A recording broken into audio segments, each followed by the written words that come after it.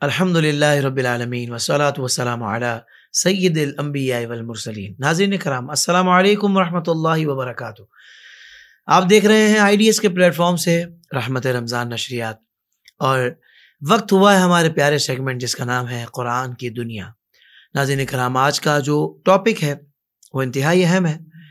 موت ایک حقیقت ہے، دنیا سے جانا ہے، سب نے جانا ہے۔ اللہ باقی من کل فانی، ہر ایک کو فنا ہے، باقی رہنے والی ذات اللہ کی ہے۔ اس سے کوئی انکار ہی نہیں ہے کہ موت نہیں آئے گی، مگر دنیا میں گم ایسے ہو گئے ہیں کہ جیسے یہ والی فیلنگز ختم ہو گئی ہیں کہ ہمیں جانا ہے، لوٹ کر واپسی اسی کی طرف جانا ہے کہ جس نے ہمیں پیدا کیا ہے، ہمیں خالق کے روبرو پیش ہونا ہے۔ تو ہمارے درمیان ایک بڑی شخصیت تشریف فرما ہے۔ آج ہم ان سے جانیں گے کہ بھئی قرآن پاک میں موت کے بارے میں کیا ذکر آیا ہے، موت کے بارے میں قرآن کی کیا تعلیم ہے۔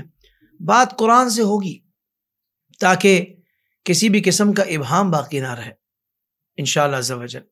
ہمارے درمیان تشریف فرمائے ہماری محبوب شخصیت حضرت نے اس پروگرام کے حوالے سے بالخصوص بڑی محبت فرمائی ہے، اور ہمیں ایک دو چار پروگرام نہیں بلکہ زبردست ایک سلسلہ الحمدللہ سارے رمضان کے لیے دیا ہے، قرآن کی دنیا۔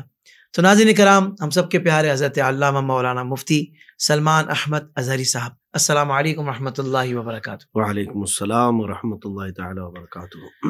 قبلہ مفتی صاحب، میں چاہوں گا کہ یہیں سے آپ آغاز فرما دیجئے کہ قرآن کیا کہتا ہے موت کے بارے میں، کیونکہ ظاہر بات ہے کہ لوگ اس کے بارے میں جانتے تو ہیں کہ مرنا ہے، کیونکہ دیکھ رہے ہیں بالکل کہ ان کے بڑے، ان کے قرب و جوار میں کبھی کبھی ان کے گھر سے کوئی چھوٹا بھی چلا جاتا ہے۔ وہ کہتے ہیں نا کہ آنے کی تو ترتیب ہے کہ پہلے دادا آئے، پھر ابا آئے، پھر پوتا آیا، مگر جانے کی ترتیب نہیں ہے۔ بعض اوقات دادا حیات ہوتے ہیں، پوتا چلا جاتا ہے، ایسا بھی ہوتا ہے۔ تو مفتی صاحب، قرآن کیا کہتا ہے موت کے بارے میں، یہ ارشاد فرمائیں۔ الحمدللہ وکفا وسلام علی حبیبہ المصطفیٰ، اما بعد فاعوذ باللہ من الشیطان الرجیم، بسم اللہ الرحمن الرحیم۔ اللہم صلی وسلم علی سیدنا محمد وآلہ وصحبہ وبارک وسلم صلاۃ دائمۃ سرمدا ابدا۔ موت ایک ایسی اٹل حقیقت ہے جس سے کسی کو انکار کی گنجائش ہی نہیں۔ صحیح۔ اب اس میں اسلام کا کوئی خاص معاملہ نہیں ہے، بلکہ ہر انسان کا معاملہ ہے۔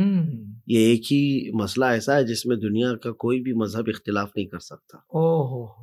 سارے جو مسائل ہیں، حتیٰ کہ خدا کو ماننے کے سلسلے میں بھی اختلافات ہیں، لیکن مرنے کے متعلق کسی کا اختلاف نہیں ہے۔ سب مانتے تو ہیں کہ مرنا ہے۔ ہاں، یہ اور بات ہے کہ ہاتھ پیر چلائیں گے، بچنے کی کوشش کریں، الگ مسئلہ ہے، لیکن سب کا یقین ہے کہ مرنا تو ہے۔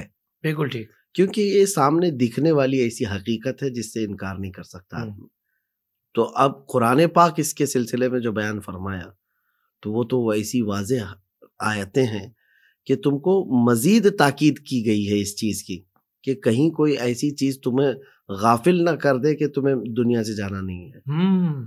جیسے قرآن پاک میں رب تعالیٰ فرماتا ہے افحسبتم انما خلقناکم عبثا وانکم الینا لا ترجعون، کیا تم نے یہ گمان کر لیا ہے کہ ہم نے تم کو بیکار میں پیدا کیا اور تم کو ہماری طرف لوٹنا نہیں ہے؟ تو کوئی اگر گمان کیا ہے تو باز آ جائے۔ قرآن کا ذکر اس لیے، ورنہ موت کی حقیقت تو سب کو پتہ ہے، لیکن قرآن کا جو انداز ہے وہ قرآن یہ بتا رہا ہے کہ کہیں بھول نہ جاؤ اس چیز سے۔ لمیٹڈ ٹائم ہے تمہارے پاس، لمیٹڈ پیریڈ کے لیے آئے ہو، اب اس میں جو ہے تم بھول گئے تو بڑا خسارہ اٹھاؤ گے۔ والعصر ان الانسان لفی خسر، وہاں پر جو بھی کہا گیا ہے انسان بڑے گھاٹے میں ہے، وہ بھولا ہوا انسان ہے جس کو جانا تھا اپنے آخری سفر پر، وہ بھول کر کے عیاشیوں میں لگ گیا۔ جیسے آپ نے سوال میں ذکر فرمایا کہ کچھ لوگ ایسے بھولے بیٹھے ہیں جیسے ان کو جانا ہی نہیں، یہ غفلت کی چادر اوڑے ہوئے ہیں۔ معلوم تو ان کو بھی ہے مرنا ہے، وہ یقین ان کو بھی ہے مرنا ہے، لیکن غفلت کی چادر اوڑے ہوئے ہیں۔ شیخ سعدی رحمۃ اللہ علیہ سے منسوب ایک قول ملتا ہے، میں اس کو نقل کرتا ہوں آپ کے سامنے۔ کتنی پیاری بات ہے۔ دو چیزیں وہ فرماتے ہیں، مرنا سب کو معلوم ہے، اس سے بچنا ممکن ہے۔ میں آپ سے پوچھ رہا ہوں کہ مطلب پاسبل ہو سکتا ہے کہ کوئی موت سے بچے؟ نہیں بچا، ممکن ہی نہیں جی۔ لیکن آپ کو میں بتاؤں، جس کو یقین ہے ممکن ہی نہیں، اس کے باوجود بھی بچنے کی کوشش کرتا ہے کہ نہیں کرتا؟ کرتا ہے ہر کوئی کرتا ہے جی. علاج، معالجے، دوائیاں، یہ ساری چیزیں موت سے بچنے کے لیے کر رہا ہے کہ جب تک ہو سکے چل جائے زندگی. یعنی جس سے بچنا ناممکن ہے اس کو یقین ہے، اس کے باوجود بھی اس کے بچنے کے لیے ہاتھ پیر چلاتا ہے. لیکن جہنم سے بچنا ممکن ہے کہ نہیں ہے؟ بالکل ممکن ہے. اب جو چیز ممکن ہے اس کے لیے ایک بار بھی ہاتھ پیر نہیں چلاتا. اللہ اکبر، کیا جو توجہ دلائی آپ ناممکن نے. ہے اس سے بچنے کے لیے تو تم محنت کر رہے ہو، لیکن جو ممکن ہے اس کے لیے کوشش بھی نہیں کرتے. اللہ اکبر. تو یہ کتنی پیاری بات ہے. تو اب میں بتاتا ہوں کہ موت کا تذکرہ قرآن پاک میں کس کس انداز سے آیا ہے. صحیح. قرآن پاک میں اللہ تعالیٰ فرماتا ہے کل نفس ذائقۃ الموت وانما توفون اجورکم یوم القیامۃ فمن زحزح عن النار وادخل الجنۃ فقد فاز. ایک بات تو پکی ہے کہ ہر جاندار شے کو موت کا مزہ چکھنا ہے. صحیح. مرنا سب کو ہے. اور رب تعالیٰ آگے جو فرما رہا ہے کہ تمہارے سارے اعمال کا جو اجر ہے وہ قیامت کے دن پورا پورا دیا جائے گا. اب کامیاب کون ہے اس کے بارے میں قرآن کہتا ہے فمن زحزح عن النار وادخل الجنۃ فقد فاز. جو دوزخ سے داخل کیے جانے سے بچ گیا اور جنت میں پہنچ گیا وہ کامیاب ہے. تو اب موت کا تذکرہ یہاں سے شروع ہوتا ہے. یہ آیت الگ الگ انداز میں الگ الگ پیرائے میں آئی ہے. صحیح. کہ مرنا سب کو ہے. کل نفس ذائقۃ الموت، تمہیں موت کا مزہ چکھنا ہے. اب کس انداز سے آئے گی اس کے بارے میں بھی قرآن کہتا ہے اینما تکونوا یدرککم الموت ولو کنتم فی بروج مشیدہ. رب تعالیٰ فرماتا ہے تم جہاں کہیں پر بھی ہوگی موت آ کر پکڑ لے گی، چاہے تم مضبوط بنائے ہوئے قلعوں کے اندر ہی کیوں نہ ہو. مضبوط قلعے کے اندر بھی کیوں نہ ہو، موت آ کر پکڑ لے گی. اور یہ آنکھوں دیکھا حال بھی ہے، یقین بھی ہے ہمیں کہ چاہے وہ بادشاہ ہوں کہ فقیر ہوں. بلکہ ابھی ماضی قریب میں آپ کو بتاتا ہوں کہ ایک ڈاکٹر، ہارٹ اسپیشلسٹ، کارڈیالوجی، وہ ڈاکٹر اپنے 5 شاگردوں کے ساتھ لیب میں کام کر رہے ہیں. صحیح. اور ٹاپ لیول کا ڈاکٹر ہے جو ہارٹ کا، یعنی دل کے امراض کا مخصوص ڈاکٹر، اور بہت ٹاپ لیول کا ڈاکٹر ہے، لیب میں موجود ہے. کسی کو بھی اگر اٹیک آئے، دل کا دورہ پڑے، گھر پر ہو کہیں پر بھی ہو، تو دوڑ کر کہاں لے جایا جائے گا؟ جی ہاں، ہاسپٹل لے جایا جائے گا. یعنی ایک بیمار کے لیے محفوظ قلعہ تو ہاسپٹل تھا. صحیح. اور بندہ یہ ڈاکٹر ہاسپٹل میں لیب کے اندر 5 لوگوں کی گروپ کے اندر، ٹیم کے اندر کام کر رہا تھا. اس وقت اٹیک آیا ڈاکٹر کو، دل کا دورہ پڑا. اور حیرت کی بات یہ ہے کہ سارے سامان موجود ہیں لیب کے اندر اور دوسرے ڈاکٹرز کی ٹیم موجود ہے، اور لے جانے کے لیے کوئی ایمبولینس گاڑی کا انتظار بھی نہیں، بیڈ پہ موجود ہے، لیکن اس کی جان بچا نہیں سکے لوگ. وہ جان سے ہاتھ دھو بیٹھا. تو یہ ایک بہت عجیب سی خبر تھی کہ قرآن پاک کا جو یہ فرمان ہے کہ تم مضبوط قلعے کے اندر بھی کیوں نہ ہو، موت تمہیں آ کر پکڑ لے گی. اور جو موت سے بھول جاتے ہیں ان کے لیے بھی ہے یہ قرآن پاک میں. عام طور پر دیکھیں موت سے غفلت تو نہیں ہے، موت ہمارے لیے کوئی حادثہ نہیں ہے. میں اکثر اپنی تقریروں میں کہتا ہوں کہ موت ان کے لیے حادثہ ہے جن کو مرنے کے بعد جلنا ہے، دوزخ ہے. اور مومن کے لیے تو تحفہ ہے. ادھر آنکھیں بند ہوئی، ادھر مصطفیٰ کریم صلی اللہ علیہ وسلم کی زیارت ہوئی اور اپنے رب سے اس کی ملاقات ہے. الموت جسر یوصل الحبیب الی الحبیب. موت جو ہے ایک برج ہے، ایک حبیب کو دوسرے حبیب سے ملا دیتی ہے. سبحان اللہ. اور بخاری شریف کی حدیث ہے جو اللہ تبارک و تعالیٰ سے ملاقات کے لیے نفرت رکھتا ہے، اللہ بھی اس سے ملاقات کو پسند نہیں کرتا. اللہ اکبر. من کرہ، یہ جو حدیث پاک میں ہے صرف میں نے ایک ٹکڑا ذکر کیا ہے. یہ ہے موت کے تذکرے قرآن پاک میں. ٹھیک ہے مفتی صاحب، یہ شاید فرمائیں کہ اچھی موت کی تو ہم دعا کرتے ہیں کہ اللہ ہمیں اچھی موت عطا فرمانا، عافیت والی موت عطا فرمانا. لیکن زندگی سے تنگ آ کر کوئی شخص موت کی تمنا کرے کہ بس مجھے موت ابھی ہو جائے، ابھی آ جائے اور میں مر جاؤں، بس میں زندگی سے تنگ آ چکا ہوں، تو اس کے حوالے سے قرآن و حدیث میں کیا احکامات ارشاد فرماتے ہیں؟ دیکھیں، پہلی بات تو یہ ہے کہ یہ موت کی تمنا کرنا جائز نہیں. صحیح. حضور پاک صلی اللہ تعالیٰ علیہ وسلم کے جو فرامین ہیں اس اعتبار سے اگر میں آپ کے سامنے بات رکھوں کہ بیماریوں سے تنگ آ کر یا کچھ مصیبتوں سے گھبرا کر یہ بندہ نہ کہنے لگے کہ اب مجھے مرنا ہے، مر جاؤں گا. ہاں، اس کا طریقہ بھی بتایا گیا کہ اگر تمہیں ایسی مجبوری آ گئی تب پھر اللہ کریم کی بارگاہ میں یوں کہو کہ اے اللہ، جب تک میرے لیے دنیا بہتر ہے، زندگی بہتر ہے، زندہ رکھ، اور جب میرے لیے موت بہتر ہے تو موت عطا کر. اچھا، تو معاملات اللہ کے حوالے کر دیا بندے نے. اللہ اکبر. یہ زبردستی نہیں کر رہا ہے. تو یوں دعا کرے، اللہم احیینی ما کانت الحیات خیرا لی، اے اللہ مجھے اس وقت تک زندہ رکھ جب تک کہ زندگی میرے لیے بہتر ہو. کیا بات ہے مفتی صاحب. اور اس وقت موت دے دے جب میرے لیے موت بہتر ہو. اور تو یہ بہتر والا معاملہ یہ صرف رب جانتا ہے. کیا بات ہے مفتی صاحب، یہ بہت کمال بات فرمایا آپ نے. تو تمنا اس طرح کی کرنا کہ مرنا ہی ہے مرنا ہی ہے، وہ جائز نہیں ہے. لیکن اس انداز میں اس کے تو دونوں کام بھی ہو گئے. اللہ تبارک و تعالیٰ کی رضا کی طرف اس نے اپنے معاملے کو سپرد کر دیا. صحیح. قبلہ یہ ارشاد فرمائیے، ابھی موت کے حوالے سے آپ نے ارشاد فرمایا، یہاں پر یہ بھی بات آپ نے ارشاد فرمائی کہ بھائی موت کی تمنا کرنا زندگی سے تنگ آ کر یہ بھی جائز نہیں ہے. اب میرا اگلا سوال یہ حضرت کہ موت ظاہر بات ہے سب کو آتی ہے، سب کی موت کیا ایک جیسی ہوتی ہے؟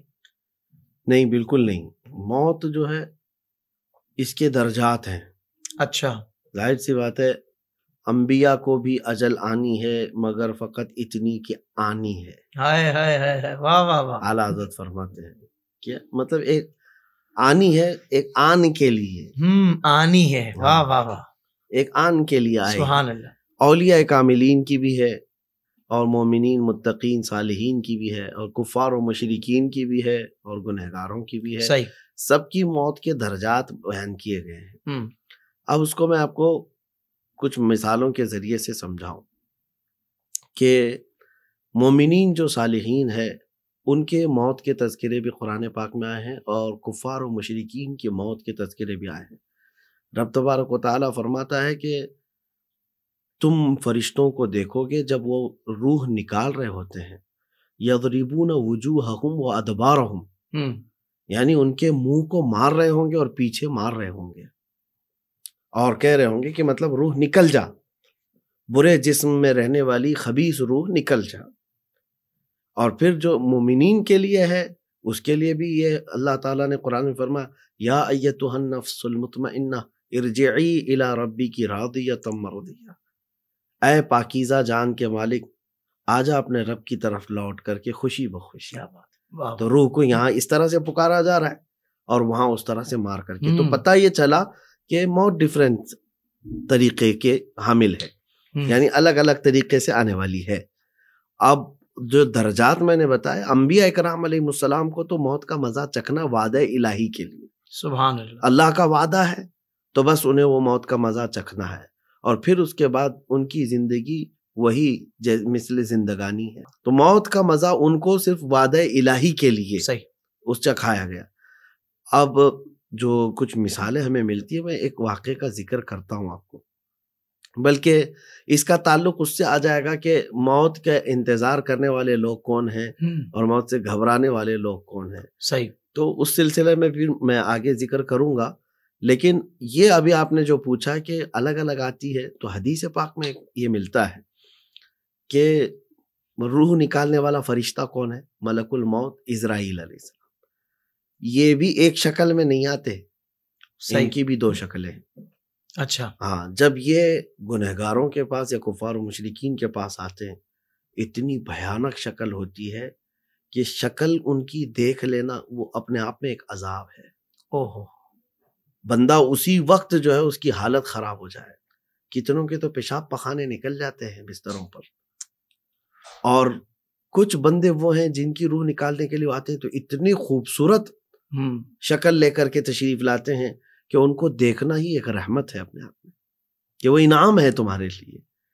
تو پتہ ہے چلا کہ روح نکلنے کے وقت، اچھا ایک روایت یہ بھی ملتی ہے کہ مومنین کی روح کیسے نکالی جاتی ہے، گنہگاروں کی کیسے.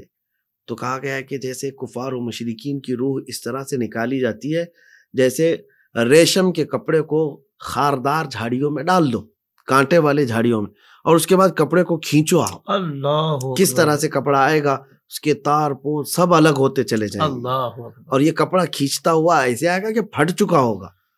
تو ایک دردناک انداز میں بتا رہا ہوں آپ کو، کانٹے والی جھاڑیوں پر اس ریشم کے لباس کو ڈال کر کھینچنے میں جس طرح سے اس کے تار نکل جاتے ہیں، ایک بدبخت کی روح اس طرح سے نکالی جاتی ہے۔ اب مومن صالح کی روح کیسے نکالی جاتی ہے؟ تو کہا جیسے گندھے ہوئے آٹے کے اندر بال پھنس گیا ہو، گندا ہوا میدا ہے، اس کے اندر ایک لمبا سا بال پھنسا ہو، اس بال کو نکالی، نہ آٹے کو خبر ہے، یوں کھینچ لیجئے کہ جگر کو خبر نہ ہو، کانٹا میرے جگر سے غم روزگار۔ یہ جو میں تو اس تلمیح کے لیے اس کو عرض کیا ہوں، لیکن روح نکالنے کا طریقہ ایمان والوں کا ایسا ہے کہ انہیں احساس نہیں ہوگا، اور احساس بھی کیوں ہوگا؟ اس کا ذکر قرآن پاک سے اگر میں آپ کے سامنے رکھوں کہ حضرت یوسف علیہ السلام کا واقعہ یاد ہے آپ کو؟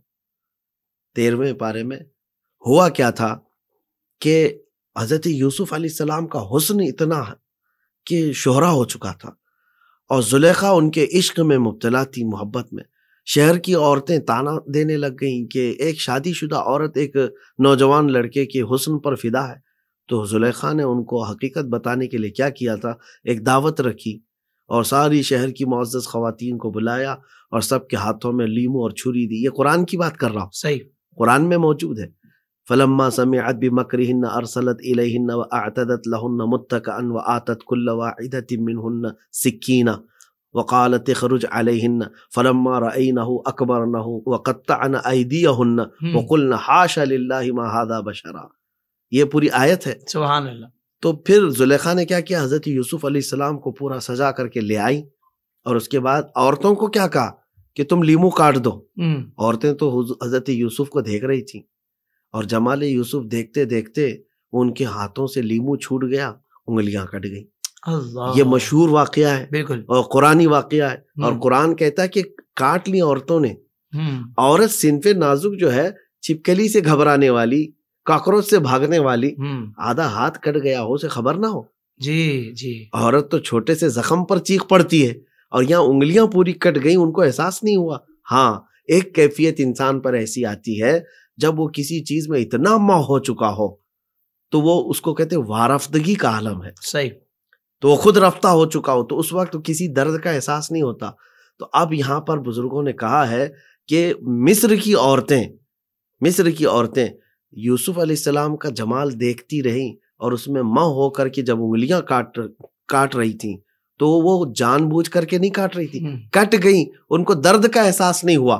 اب آؤ، موت کے وقت ہوتا کیا ہے، ایک عاشق رسول دنیا سے جا رہا ہے، مومن صالح دنیا سے جا رہا ہے، کوئی آئے نہ آئے اس کے سرانے آمینہ کے لال ضرور تشریف لاتے ہیں۔ اللہ سبحان، اور جس کے سرانے پر سید الانبیاء صلی اللہ تعالی علیہ وسلم تشریف لائے، اور پھر وہ حسن دو عالم، اللہ اکبر، مکھ چند بدر شاشانی ہے، کیا کہنا ہے، متھے چمکے لٹھ نورانی ہے، کالی زلف تے اکھ مستانی ہے، مخمور اکھیں ہن مد بھریاں۔ وہ حسین چہرہ لے کر جب میرے مصطفیٰ کسی کے سرانے کے پاس ہوں، جمال یوسف دیکھ کر کے عورتوں کو انگلیاں کٹنے کا درد نہیں ہوا، ہم کہتے ہیں حسن محمدی دیکھ کر کے روح نکلنے کا بھی درد نہیں ہوا۔ واہ واہ واہ، یہ مومن کی سبحان اللہ، روح نکلنے کا طریقہ۔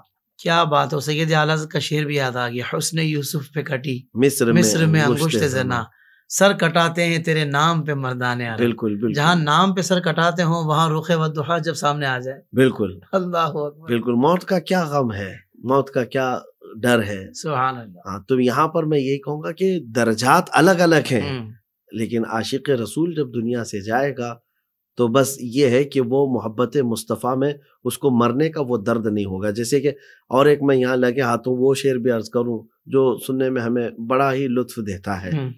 وہ چونکہ میں شعر و شاعری سے زیادہ تعلق نہیں رکھتا، اور اشعار میری زبان پر زیادہ آتے نہیں، صحیح، میں کچا ہوں تھوڑا حافظے کے اعتبار سے اللہ اس معاملے میں۔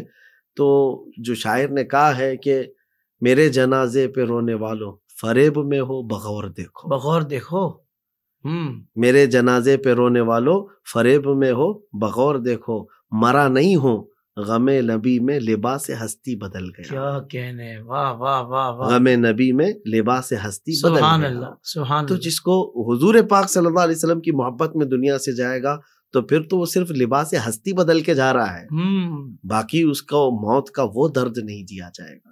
بالکل ٹھیک، بالکل ٹھیک. آخر میں حضور یہ ارشاد فرما دیں کہ موت کی تیاری ہمیں کس طرح کرنی چاہیے، کیونکہ کسی بھی لمحے آ سکتی ہے، کسی بھی وقت آ سکتی ہے، کسی بھی مقام پر آ سکتی ہے. اور بغیر تیاری کے تو بندہ اگر امتحان گاہ میں بھی چلا جائے ایک پیپر دینے کے لیے تو وہاں حالت خراب ہو جاتی ہے. تو یہ آخرت کا اتنا لمبا سفر پھر کیسے طے ہوگا؟ تو یہ ارشاد فرما دیں کہ بالکل وقت کو اور موقع کو اور سانس جو چل رہی ہے اس کو غنیمت جان کر ہم موت کی تیاری کس طرح شروع کریں؟ کثرت سے یاد کریں. یاد کرنے کا مطلب یہ ہے کہ جو چیز بار بار آدمی یاد کرتا ہے اس کی تیاری میں رہتا ہے، اس کا مائنڈ سیٹ رہتا ہے کہ ہاں یہ چیز ہونے والی، اس کے لیے میں پریپیئر ہوں، تیار ہوں. تو کثرت سے یاد تو کرے پہلے، اور موت کو یاد کرنا ہی چھوڑ دیا ہے تو پھر وہ غافل ہو جائے گا.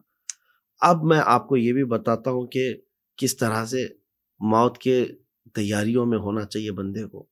ایک بندہ تھا، میں کسی پروگرام میں گیا تھا، ملنے کے لیے آیا، نوجوان تھا اور بڑا اچھا نوجوان. میں نے دیکھا بڑے خوبصورت کپڑے تھے، عطر لگایا ہوا تھا اور سرما لگایا ہوا ہے. آ کر کے ملاقات کیا، میں نے اس سے پوچھا کہ بیٹا آپ ہمیشہ اسی طرح لباس میں رہتے ہو؟ تو اس نے کہا نہیں حضرت، بس آج آپ سے ملنے کے لیے تیاری کر کے آیا ہوں. آپ سے ملنے کی خواہش بڑی تھی اور عمدہ کپڑے پہنا ہوں، عمدہ خوشبو لگایا ہوں، ساری چیزیں نہا دھو کر کے میں تیاری کر کے آیا. تو یہ تو گزری ہوئی بات ہے، لیکن میں اس سے ایک بات یہ عرض کیا تھا کہ بیٹا میں تو ایک نکما آدمی ہوں، مجھ سے ملنے کے لیے تم نے تیاری کی اور اس لباس میں آئے، لیکن ایک دن وہ ہوگا جب سید الانبیاء سے بھی ملنے کا دن آ جائے گا. اللہ، ہمارا جنازہ جو جاتا ہے، آخری دن جو آتا ہے، آپ کو میں بتاؤں کہ میں اپنی تقریروں میں بڑے جوش کے ساتھ یہ کہتا ہوں. کسی بزرگ سے پوچھا گیا تھا کہ ہم سنیوں کے جو جنازے ہیں جاتے بھی تو دولہے سے زیادہ سج کر کے جاتے ہیں. جی، ہمارے یہاں اس کو پھولوں سے سجا دیا جاتا ہے، کفن میں خوشبو، ساری چیزیں. اب مر چکا ہے انسان، اس کو کیوں اتنا سجایا جا رہا ہے؟ نہلانا، دھلانا، کفنانا اور پھر خوشبو میں معطر کرنا. تو کسی بزرگ نے کہا بیٹا وہ آج اپنے نبی کو دیکھنے جا رہا ہے، وہ آج آمنہ کے لال کے حسن کو دیکھنے جا رہا ہے. شعر یاد آ گیا حضور مجھے بھی، کرتے ہیں احترام جنازے کا اس لیے وہ کرنے جا رہا ہے زیارت رسول کی. ماشاء اللہ، یہ حقیقت ہے. اللہ، تو اب تیاری کرنے کی بات آپ کہہ رہے ہیں، ایک دن تو آئے گا حضور پاک صلی اللہ علیہ وسلم سے ملاقات کا. میں نے اس نوجوان سے کہا کہ بیٹا ہم جیسوں سے ملنے کے لیے جب اتنی ایک دن کی تیاری ہو سکتی ہے، سید الانبیاء سے ملنے کے لیے تیاری کتنی ہونی چاہیے؟ تمہارے چہرے پر کس طرح کی سنتیں ہونی چاہیے کہ حضور پاک صلی اللہ علیہ وسلم سے مجھے ملنا ہے تو کہیں حضور قبر میں مجھے دیکھ کر کے یہ نہ فرمائے کہ تو کون ہے؟ تیرے چہرے پر تو میری نہ سنت ہے، نہ تجھے مجھ سے محبت کے آثار تیرے جسم پر ہے. تو اس تیاری میں بھی تو رہو اے نوجوانوں. کمال بات. رسول کریم صلی اللہ تعالیٰ علیہ وسلم سے سامنا کرنا ہے تو کیا میں یہی چہرہ لے کر کے جاؤں جس چہرے کو لے کر کے دنیا میں زندگی گزار رہا ہوں؟ تو ایک بات یہ ہو گئی تیاری کے سلسلے میں. باقی بات یہ ہے کہ قرآن کہتا ہے لکل امت اجل، ہر ایک کے لیے ہم نے مقرر وقت رکھا ہے. جب وہ آئے گی تو پھر نہ 1 منٹ پیچھے اور نہ 1 منٹ آگے. تو اب جیسے آپ یہ سوال کر سکتے ہیں کیا کچھ وقت کے لیے موت کو ٹالا جا سکتا ہے یا موت ٹل سکتی ہے یا کیا ہے، یا ڈیلے ہو سکتی ہے؟ ڈیلے ہو سکتی ہے. قرآن کا فرمان تو ہے کہ وہ بالکل وقت مقرر پر آئے گی. اس کے لیے ایک فارسی کی حکایت ہے. ایک بادشاہ اپنے کر و فر اور شان و شوکت کے ساتھ سفر کے لیے نکلا تھا، ٹور پر جا رہا ہے، یعنی سیر و تفریح کے لیے جا رہا ہے، پورے ہواری مواری فوجیوں کے ساتھ. بیچ راستے میں ایک فقیر آیا گدڑی پہنا ہوا، وہ بادشاہ سے الجھ گیا، کہا کہ مجھے تجھ سے بات کرنا ہے. بادشاہ کہا میں تو خیرات کر رہا ہوں، لٹا رہا ہوں، جو لینا ہے لے جاؤ، یہ تو میرے سیر و تفریح کا وقت ہے. اس فقیر نے کہا نہیں، مجھے بات کرنا ہے، مجھے بات کرنا ہے. بادشاہ جلال میں آیا، وزیروں سے کہا، سپاہیوں سے پکڑو اس کو، کون یہ بدتمیزی کر رہا ہے؟ تو اس فقیر نے بادشاہ کو کھینچ لیا نیچے، کہا جانتا ہے تو میں ملک الموت اسرائیل ہوں. تو اب بادشاہ کی گھیگی بن گئی. کپ کپی تاری ہو گئی. کہا کہ حضور آپ کیوں آئے؟ کہا کہ میں کیوں آتا ہوں تجھے پتا ہے، روح نکالنے آیا ہوں. اتنا سننا تھا کہ اب تو اوپر سے نیچے سب بدن گرم، آلموسٹ نکل چکی تھی، سب چیزیں ویسی ہی نکل جائے. تو اب وہ گڑ گڑانے لگا. یہ تصویر کے دونوں رخ میں آپ کے سامنے رکھوں گا، توجہ. کہا کہ مجھے اب سفر ختم کر کے واپس جانے دے دیں، میں اپنی بیوی سے ملوں، بچوں سے ملوں اور ساری وصیتیں کر کے. کہا اتنا وقت نہیں ہے تیرے پاس، اتنا ٹائم نہیں ہے تیرے پاس. کہا کہ حضور واپس اپنے محل تو چلا جاؤں. کہا اتنا بھی وقت نہیں ہے تیرے پاس. وہ گڑ گڑاتا رہا اور اس کو گرایا اور اس کی روح قبض کی اور چل پڑے. اور سنیے، یہ ایک منظر ہو گیا، سکے کا ایک رخ ہے. ایک عالم ربانی ہے، پرہیزگار ہیں، اپنے بیوی بچوں کی کفالت کرتے ہیں، اور جھولا اٹھائے ہوئے وہ دوڑے دوڑے بازار کی طرف جا رہے تھے. یہ فقیر پھر وہیں آیا. کہا کہ اس عالم دین سے، کیا آپ رک جائیے اے اللہ والے، مجھے تھوڑا سا آپ سے بات کرنی ہے. انہوں نے کہا کہ کیا بات کرنی ہے؟ لہجہ ویسا نہیں تھا جو بادشاہ کا تھا. انہوں نے کہا کہ کیا بات کرنی ہے، جلدی کیجئے، اذان ہو چکی ہے، مجھے سودا خریدنا ہے، بچوں کو دینا ہے اور واپس جماعت سے نماز ادا کرنی ہے. اللہ اکبر، جلدی کیجئے. تو فقیر نے کہا کہ عالم دین آپ مجھے جانتے ہیں، میں ملک الموت عزرائیل ہوں. جب کوئی بندہ سامنے سن لے تو پھر اس کی کیا کیفیت ہونی چاہیے. لیکن اس عالم ربانی نے کیا کیا، جھولا پھینک دیا اور کہا کہاں تھے آپ کے انتظار میں، کتنی راتیں گزار دی میں نے. اللہ اکبر، کتنی راتیں میں نے انتظار کیا کہ اب آئے گا پیغام، کہ تب آئے گا، آپ آئیں گے، مجھے میرے رب سے ملاقات کرائیں گے. ہائے ہائے ہائے، وہ رات کب آئے گی؟ تو اب یہاں دیکھیں، ملک الموت کہتے ہیں اتنی بھی جلدی کیا ہے، آپ سودا خریدنے جا رہے تھے، جائیے خریدیے اور اپنے بچوں کو کھلائیے، اور میں آیا ہوں اپنا کام پورا کروں گا. انہوں نے کہا کہ اللہ مسبب الاسباب ہے، جس نے میرے بچوں کو پیدا کیا وہ ان کا مالک، ان کا رزاق، ان کا انتظام کرے گا. آپ جس کام کے لیے آئے وہ کیجیے. اللہ اکبر، اللہ اکبر. وہاں تو ایک مہلت نہیں دی جا رہی، یا مہلت دی جا رہی ہے پر لی نہیں جا رہی. ہاں لی نہیں جا رہی. پھر کہا ملک الموت نے کہ ٹھیک ہے آپ گھر تو جائیے. تو انہوں نے کہا کہ آپ کو جس کام کے لیے بھیجا گیا ہے وہ آپ کیجیے. تو پھر اس عالم دین نے کہا اگر آپ مہلت رکھتے ہیں وقت کی تو میری ایک خواہش ہے. کہا کہ ٹھیک ہے آپ کی خواہش کا احترام کیا جائے گا. انہوں نے کہا مسجد قریب ہے، میں جانا چاہتا ہوں اور نماز پڑھنا چاہتا ہوں، اور جس وقت میں رب تعالیٰ کے حضور سجدے میں ہوں آپ میری روح نکال لیں. اللہ. اور ان کی اس خواہش کو بھی پورا کیا گیا. وہ عالم ربانی گئے مسجد میں اور وہ حالت سجدہ میں تھے، ملک الموت نے ان کی روح نکالی. واہ واہ. منظر دونوں آپ اندازہ کریں، ایک طرف دنیا دار کو مہلت نہیں دی جاتی اور ایک طرف اللہ والوں کو سہولت دی جاتی ہے. کیا بات. مطلب یہاں پر یہ بھی نہ نکالے کوئی کہ جو وقت مقرر ہے وہ اس سے ڈیلے کیا گیا ہے. نہیں، وقت مقرر جو ان کی روح نکالنے کا تھا وہی تھا جو سجدے کا تھا، لیکن یہ آ گئے تھے پہلے سے. بہت اچھی بات ہے، ایک مکالمہ تھا، بس مکالمہ تھا. کیا کہنے ہیں مفتی صاحب، سبحان اللہ سبحان اللہ. اللہ تعالیٰ ہمیں بھی موت سے پہلے موت کی تیاری کرنے کی توفیق عطا فرمائے. اور جب یہ باتیں بندہ سنتا ہے نا تو واقعی شعور تو بیدار ہوتا ہے، اندر سے ضمیر ایک آواز تو لگاتا ہے کہ یار واقعی جیتے جی یہ باتیں سن لی ہے، اب موقع ہے ہمارے پاس کہ یار ہم بھی کوئی ایسا انتظام، کوئی ایسا ماحول بنا لیں کہ یار ہمارے لیے بھی موت آسان ہو جائے اور آخرت کا سفر بھی آسان ہو جائے. مفتی صاحب آپ کا بہت شکریہ، اللہ تعالیٰ آپ کو جزائے خیر عطا فرمائے.